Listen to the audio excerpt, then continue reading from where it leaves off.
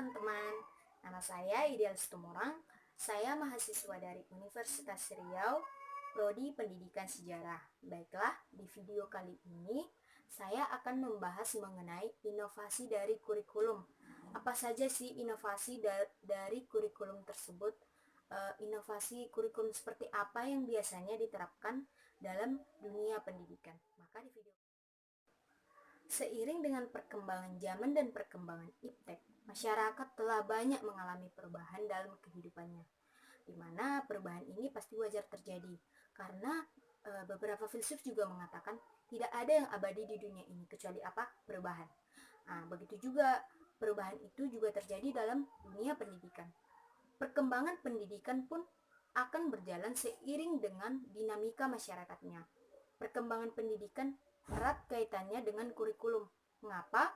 Karena kurikulum ini sangat berperan penting dalam pendidikan, di mana di dalam kurikulum ini berisi rencana yang terperinci kegiatan apa yang akan dilakukan oleh peserta didik dan untuk mewujudkan dari tujuan pendidikan. Maka telah terjadi pergantian kurikulum beberapa kali, termasuk di Indonesia sendiri.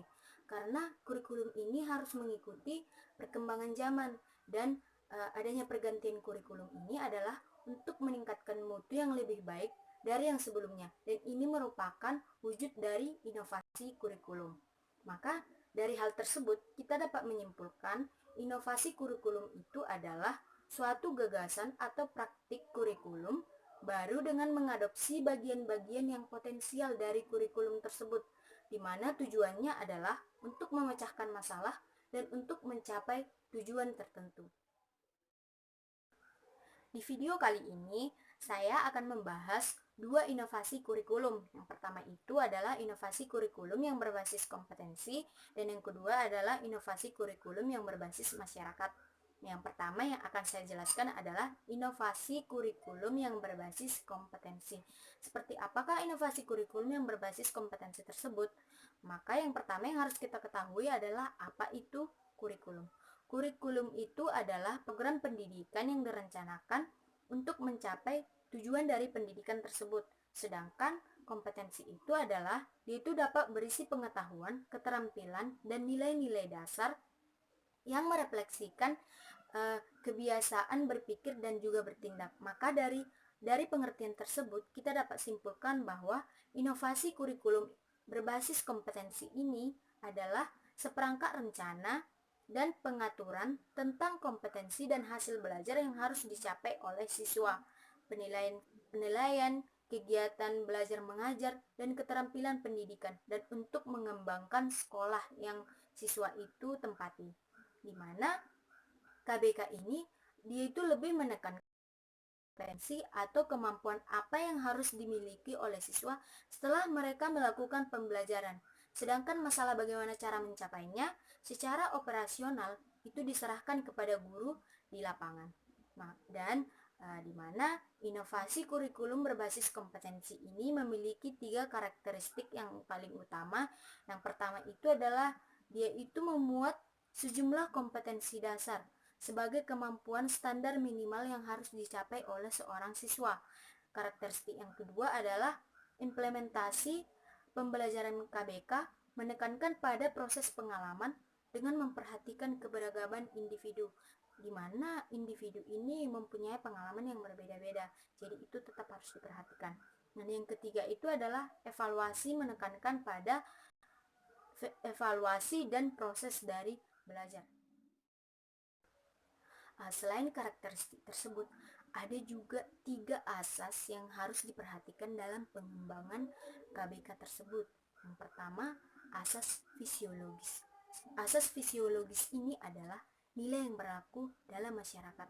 Seperti kita ketahui, di Indonesia sendiri mempunyai pandangan hidup yaitu Pancasila, maka pengembangan kurikulumnya harus sesuai dengan Pancasila. Yang kedua itu adalah asas psikologis. Asas psikologis ini sangat berhubungan dengan kejiwaan dan perkembangan dari peserta didik tersebut. Seperti kita ketahui bahwa setiap peserta didik itu berbeda minatnya, bakatnya, dan juga lingkungannya atau potensi atau potensi yang dimiliki oleh peserta didik, maka kita harus tetap memperhatikan hal tersebut.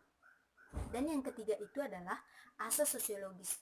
Asas sosiologis ini sangat berhubungan dengan bagaimana seorang peserta didik ini dapat bersosialisasi dalam kehidupan masyarakatnya, di mana mempersiapkan peserta didik agar dapat berperan aktif dalam masyarakat.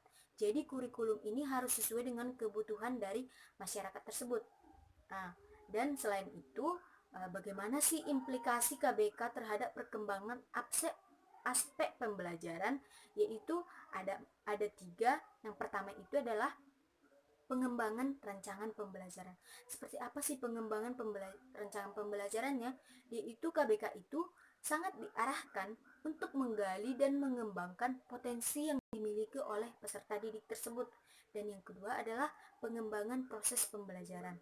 Yaitu KBK adalah sebuah kurikulum yang menekankan pada pencapaian kompetensi, di mana belajar itu bukan hanya tentang bagaimana memupuk setinggi-tingginya ilmu pengetahuan kepada peserta didik, namun tetapi kita harus mengetahui proses perubahan perilaku melalui pengalaman belajar tersebut.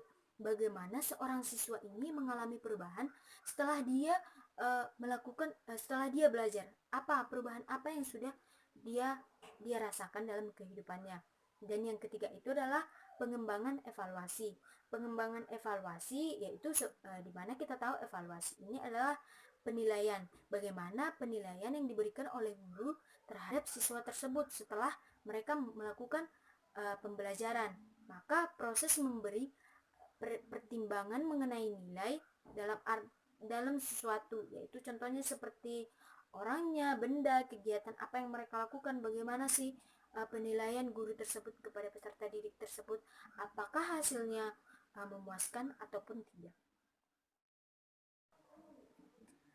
Dan inovasi kurikulum yang kedua itu adalah inovasi kurikulum yang berbasis masyarakat. Seperti apa sih kurikulum yang berbasis masyarakat ini? Yaitu kita harus mengetahui pengertiannya dulu. Jadi kurikulum yang berbasis masyarakat itu adalah bahan objek kajiannya, kebijakan, dan ketetapan yang dilakukan di daerah. Jadi dia itu harus disesuaikan dengan kondisi alam, sosial, ekonomi, budaya, dan disesuaikan dengan kebutuhan pembangunan daerah yang akan dipelajari oleh siswa tersebut. Jadi kurikulum itu harus sesuai dengan lingkungan dari siswa tersebut atau kebutuhan pembangunan, di mana ketika seorang siswa ini belajar, maka dia akan mengetahui kebutuhan pembangunan seperti apa yang akan dilakukan oleh siswa tersebut setelah dia selesai melakukan pendidikan tersebut. Dan ada 3 tujuan dari kurikulum yang berbasis masyarakat ini. Yang pertama itu membekali siswa agar mandiri. Yang kedua adalah membekali siswa dengan keterampilan dan kemampuan. Ketika seorang siswa mempunyai keterampilan dan juga kemampuan, maka dia akan mengetahui perubahan atau pembangunan apa yang akan dia lakukan di daerahnya tersebut. Yang ketiga itu adalah mengenalkan siswa terhadap lingkungannya. Dan setelah tujuan tersebut, ada juga beberapa karakteristik kurikulum berbasis masyarakat ini. Ada 4. Yang pertama itu karakteristik pembelajaran pada KBM itu adalah yang pertama itu pembelajarannya itu berorientasi pada masyarakat yang diambil dari sumber buku teks. Yang kedua itu adalah metode mengajar dengan pemecahan masalah. Maka guru ini melakukan metode pembelajarannya itu adalah dengan pemecahan masalah. Bagaimana seorang siswa ini dapat memecahkan masalah tersebut. Yang ketiga itu adalah dia itu lebih banyak belajar di luar atau outbound. Jadi seorang guru ini lebih banyak memberikan pengalaman yang nyata kepada siswa tersebut, memberikan contoh-contoh yang nyata kepada siswa dalam lingkungannya tersebut.